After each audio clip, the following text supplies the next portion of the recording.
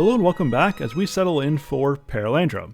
Now, as I've said before, these intro videos aren't really going to get into plot elements. I'm going to keep this rather short. The purpose of this is to first introduce you to some relevant secondary reading, as well as to provide you with a framework for picking up some of the major themes that are going to provide the path that Lewis is laying out for us. Remember I talked about before how, for Lewis, the driving elements of a story are not the particular things that happen. It's not the twists and turns of the plot, as interesting as those may be. But for Lewis, the driving force of the story is the end, the telos, the goal. And that goal is a state of being rather than a state of becoming. And so, in this story, he's going to lead us from particular instantiations of desire and of pleasure up to their ideal, toward the fulfillment, toward that which makes pleasurable things pleasurable, that which makes desirous things desirable by those who are seeing clearly. Because there are certain things that speak to realities of human nature that are desirable when we are oriented correctly, right? When we are not corrupted, when we are not bent, to borrow language from Out of the Silent Planet. And so, as far as secondary reading goes, obviously the main secondary ransom text that I talked about in last week certainly apply here. And so that's Planets in Peril, Deeper Heaven, and A Compass for Deep Heaven. And so those texts deal with the entire ransom series, so those certainly apply here as well. Now, as far as specifically looking at secondary texts for Perelandra, I'm going to recommend 3 Lewis essays to you. 2 of them come from the collection under the title of The Weight of Glory, named for the first essay in this collection, and what might be the most useful, the most directly applicable essay for Perelandra. And that's because in The Weight of Glory, he talks a lot about desire, about the things that naturally speak to natural human desires when we are working according to nature, when we aren't bent, when we aren't corrupted, when we don't have these artificial lenses over our souls. In fact, connected to that idea of desire, he even uses the imagery of the morning star, of Venus, in order to make his point. And so that provides us with a rather direct connection point to where we're going to be going in Perelandra. Also, we're going to see in Perelandra, we get some more direct relationships being developed here between Lewis's Christianity and his appreciation for pagan mythology. And so along those lines, another essay from The Weight of Glory that I'm going to recommend to you is called Is Theology Poetry? And he deals with some of those connections between Christian thought and pagan mythology, and how that we don't actually need to discount pagan mythology despite the fact that it gets a lot wrong. In fact, he clearly believes that pagan mythology gets a lot right, which is exactly what we should expect from people who are made in God's image, living in God's creation, which testifies to the reality of who God is that's unfolding across time and then chiefly revealed in the gospel. And so that is Theology Poetry from The Weight of Glory. And then still on that point, from God in the Dock, I'm going to recommend to you Myth Became Fact, which is probably one of my all-time favorite essays, which deals with these same themes of the relationship between Christianity, Christian revelation, and pagan mythology. And in case you don't have these texts and you're not able to pick them up right away, I will provide those 3 essays for you in the modules, but I would strongly encourage you to pick up these collections and read through them in their entirety. In fact, The Weight of Glory isn't really that long. I just recently read through the entire book again in one kind of morning and afternoon, and so that's very doable. But do yourself a favor, go ahead and get both these books and read them through. But for now, what I want to do is just walk through a few passages from The Weight of Glory that I think are going to set up your orientation well for encountering what happens in Perelandra. In the third region, Venus voyages, but my voice falters. Rude rhyme-making wrongs her beauty, whose breast and brow and her breast's sweetness bewitch the worlds. Widespread the reign of her secret scepter in the sea's caverns. In grass growing and grain bursting, flower unfolding and flesh longing. In shower falling sharp in April, the metal copper in the mine reddens, with muffled brightness like muted gold, by her fingers formed.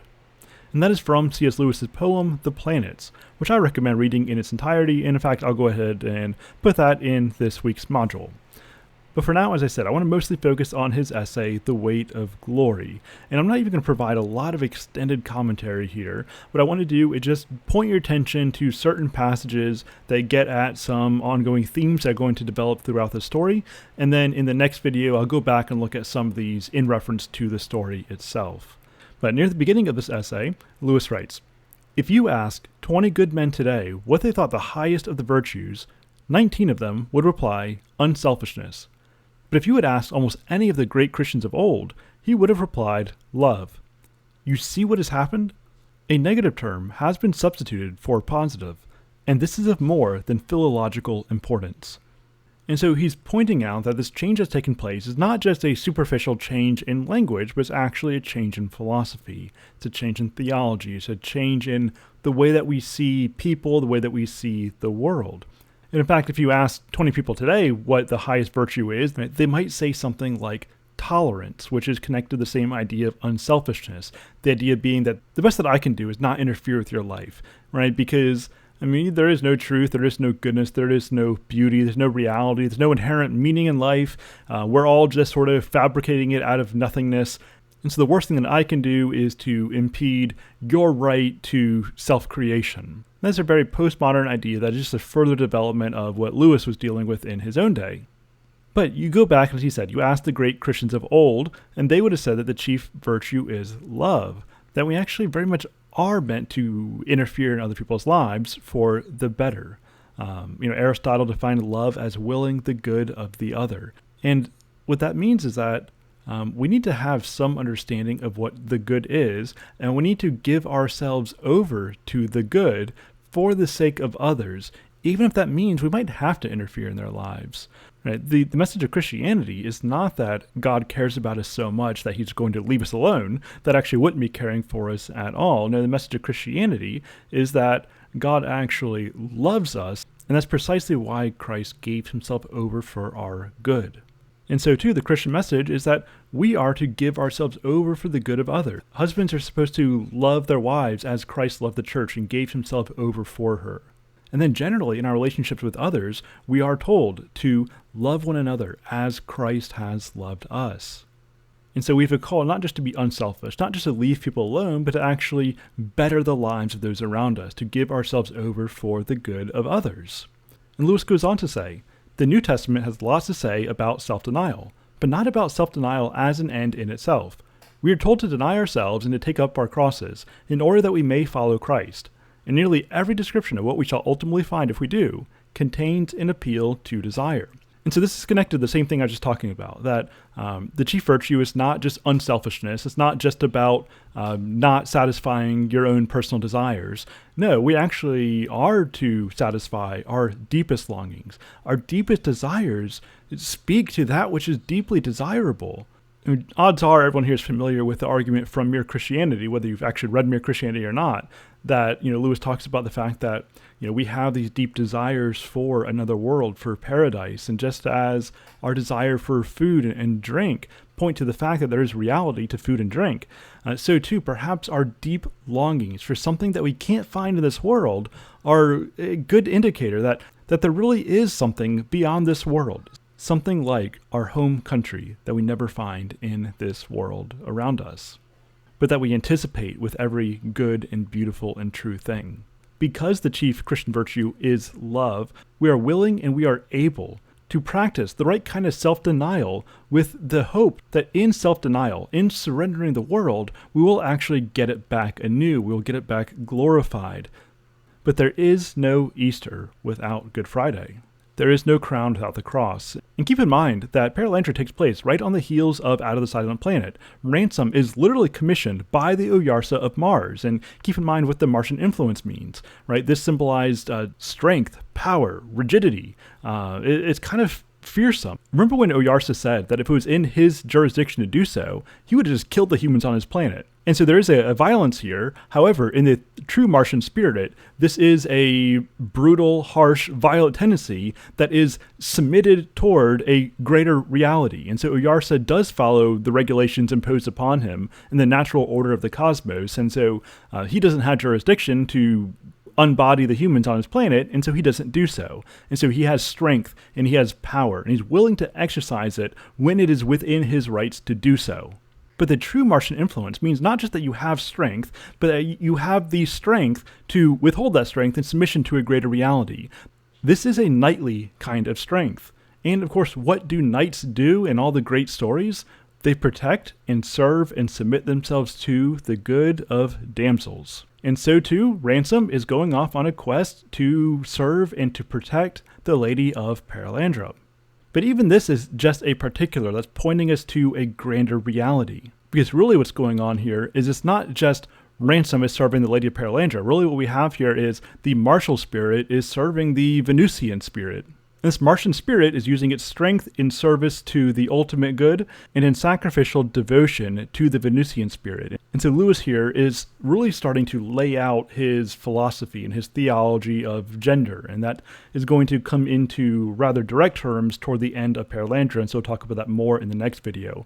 But I just want you to keep that in mind, that in this story, that Ransom really is a stand-in for Mars, just as the Queen of Perelandra is a stand-in for Venus. And we're going to see that dance develop from the particular up to the universal.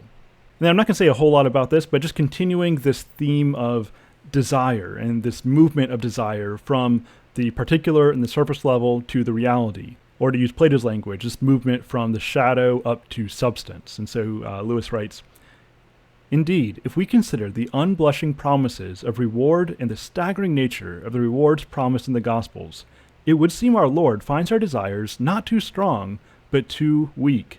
We are half-hearted creatures, fooling about with drink and sex and ambition, when infinite joy is offered us, like an ignorant child who wants to go on making mud pies in a slum because he cannot imagine what is meant by the offer of a holiday at the sea. We are far too easily pleased." And so again, the problem he's illustrating here is that we tend to focus on surface level particulars rather than following that chain of being, moving closer and closer toward the reality of what we most ultimately desire, which, ultimately we find in the beatific vision, in beholding the glory of God.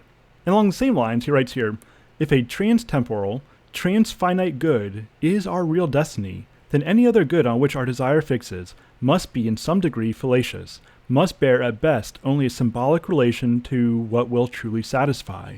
So again, we get this language is pointing us toward shadow reality. Don't focus on the particular, focus on what the particular good represents. And ultimately what it represents is the good. And so we want to move upward on the chain of being, not downward. And I love this passage here, in which he's going to explicitly mention the morning star, which is another name for Venus. And he writes, "And this brings me to the other sense of glory. Glory is brightness, splendor, luminosity. We are to shine as the sun. We are to be given the morning star." And I think I begin to see what it means. In one way, of course, God has given us the morning star already. You can go and enjoy the gift on many fine mornings if you get up early enough. What more, you may ask, do we want? But we want so much more. Something the books on aesthetics take little notice of. But the poets and the mythologies know all about it. We do not want merely to see beauty, though, God knows, even that is bounty enough. We want something else, which can hardly be put into words, to be united with the beauty we see, to pass into it, to receive it into ourselves, to bathe in it, to become part of it. And a couple things worth pointing out here. First of all, so he talks about the morning star, which is another term for Venus. He talks about the fact that it's beautiful, that it is bright, that it is splendid, and it is all of these things. But it's also worth noting that it's not only Venus who gets the term morning star, it's also Lucifer. And so morning star has this double meaning. Moving upward in the right direction, the morning star is that which is beautiful, that which beckons our souls toward that which is true and toward that which is good. This is the positive ideal. However, the corrupted ideal that doesn't move upward but actually moves us downward is Lucifer. And of course, remember that we're told in Scripture that the devil appears as an angel of light. And this is why it makes a lot of sense that this story set place on Venus is going to be just as horrifying as it is beautiful, just as celestial as it is diabolical. And this is why we're going to see this contest between that which is good and noble and worth preserving and that which causes things to become ignoble, toward that which causes corruption. And so unite yourself with the true morning star, and you yourself become beautiful. You become a conduit for beauty. You become one who embraces beauty and is embraced by beauty. You take it into yourself, sacramentally even. But what you don't want to do is embrace the counterfeit, that which appears beautiful but actually is not. In fact, I think a good way of getting at this is to talk a little bit about the muses and the sirens. See, it's very popular today where if you ask somebody what beauty is, they'll say, well, beauty is in the eye of the beholder. It's kind of whatever you want it to be. But that doesn't hold up for most classical thought, right? You go back to the classical work and you have a firm difference between beauty and seduction, symbolized by the muses and the sirens. So the muses were the daughters of Zeus who would inspire truth, goodness, and beauty in the artisans and the poets and whatnot. Beauty being that which directs the soul toward what is true, good, and life-giving. Now, the opposing force to a muse would be the sirens. The sirens are these creatures who live on the islands and cast their apparently beautiful songs across the waters to unsuspecting sailors, who hear these songs and get filled with euphoria, get filled with visions of fantasy, and are drawn back to the sirens. But then they end up crashing their ships on the shore, and then they're consumed by these monsters who only had the appearance of beauty. And so this symbolizes seduction. It's a counterfeit beauty. It's a appearance of beauty that ultimately leads to not what is true and good and life-giving, but that which is false and evil and life-consuming. And so this is why it's so important that we cultivate the right affections, that we cultivate a discerning mind. And so when beauty appears to us, we're able to recognize the reality, and we're also able to recognize the counterfeit. Okay, and then I'm going to go ahead and skip over this passage for now, but I'm going to put this PowerPoint on the course, and so you can take a look at this yourself. But I want to go ahead and move forward to this last slide here. And so we just talked about how we're supposed to embrace beauty, we're supposed to embrace glory. But ultimately, the path to glory is the path of Christ, and that is the path of the cross. And so meanwhile, the cross comes before the crown, and tomorrow is a Monday morning. A cleft has opened in the pitiless walls of the world, and we are invited to follow our great captain inside.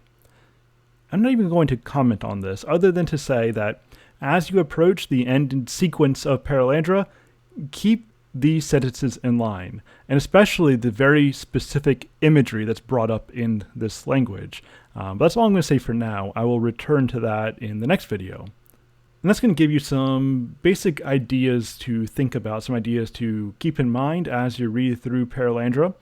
But as I said, before you even get in on this reading of it or this rereading of it, I do recommend that you take some time to read The Weight of Glory, and just to let these ideas really sink into your mind, sink into your soul. And I think that's going to set you up to get even more out of Perelandra, which I will dissect a little bit more next time.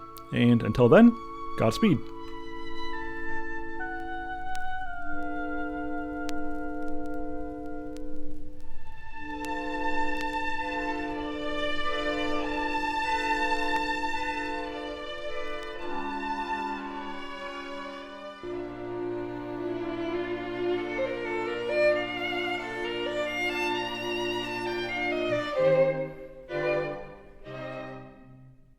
When you go to the roots of the word philosophy, you find the love of wisdom, which unfortunately is not what you find at the roots of all who call themselves philosophers.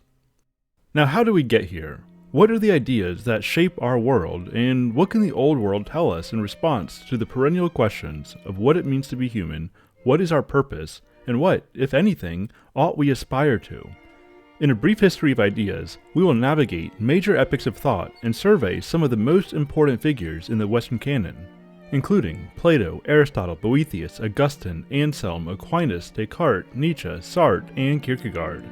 And of course, we will consider even more names, but these are the thinkers that will supply our primary readings. Each week will include primary sources that will be provided as PDFs, although these are all texts that do belong in your personal library. You'll be recommended some secondary texts, you'll be provided with some recorded presentations for you to watch at your leisure, ongoing Discord chats, and weekly live meetings to discuss the readings. I've been teaching philosophy for many years, and I can say with confidence that you will leave this 6-week course with a better understanding of the foundations of Western thought than most contemporary philosophy majors.